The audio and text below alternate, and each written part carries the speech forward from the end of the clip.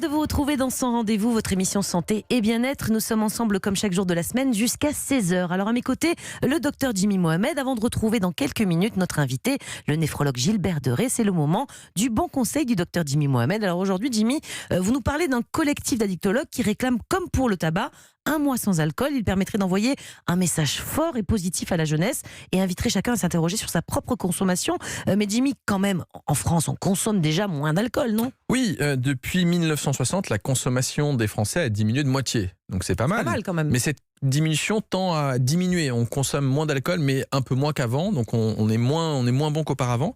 Et on a entre un quart et la moitié des Français qui consomment malgré tout plus que ce qui est conseillé. Et je donne un exemple tout bête.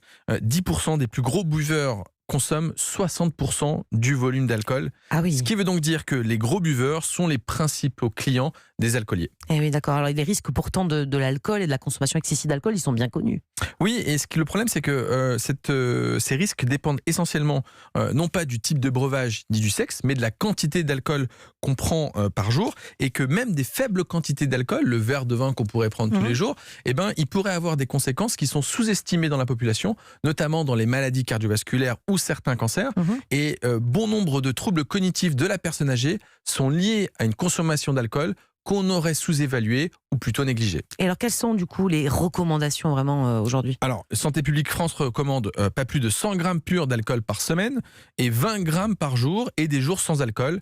Évidemment que l'abstinence est de rigueur en cas de grossesse et en cas d'allaitement. Zéro alcool. Et peut-être qu'il faudrait même aller encore en dessous de ces 2 verres par jour. Peut-être qu'il faudra en prendre voire 0 ou 1 au maximum. Oui, parce qu'aujourd'hui, c'est 2 verres par jour et pas tous les jours, soi-disant la consigne. Alors, on a quand même des traitements efficaces aujourd'hui pour le sevrage de l'alcoolisme, oui, non ? Et ils ont beaucoup été mis en avant, des traitements qu'on dit miracles, comme le baclofène. Sauf qu'on se rend compte que c'est pas des traitements de référence et qui doivent être utilisés en seconde attention une fois qu'on a fait une psychothérapie, une prise en charge psychosociale qui fait que celle-ci n'a pas marché. Ces traitements ne sont pas miracles et l'accompagnement est vraiment la référence dans le sevrage. Donc il n'y a pas de traitement magique du sevrage tabagique. Il faut un accompagnement et il faut être suivi régulièrement par des addictologues, votre médecin généraliste, parfois un psychiatre ou un psychologue pour vous aider à s'en sortir, parce qu'il y a souvent des symptômes dépressifs qui sont associés. Bref, si jamais vous avez ce souci, il faut consulter et ne pas rester dans l'ignorance. Merci beaucoup, docteur Jimmy Mohamed. Et pourquoi pas, effectivement, un mois officiel sans alcool au mois de janvier. Il y en a certains qui le font déjà.